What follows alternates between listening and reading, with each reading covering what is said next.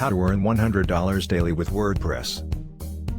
Earning $100 daily with WordPress is possible, but it will require effort and time.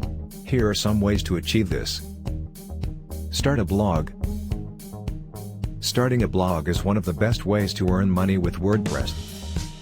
You can create quality content and drive traffic to your site through SEO, social media, and other methods. Once you have a good amount of traffic, you can monetize your blog through ads, affiliate marketing, sponsored posts, and more. Create an online store. You can use WordPress to create an online store and sell products or services.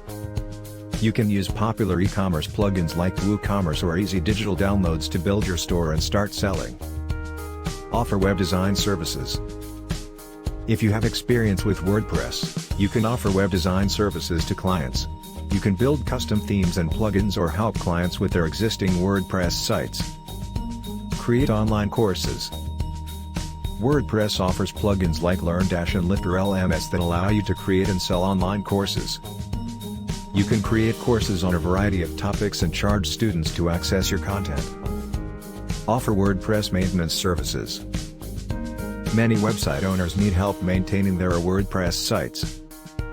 You can offer maintenance services like updates, backups, security checks, and more.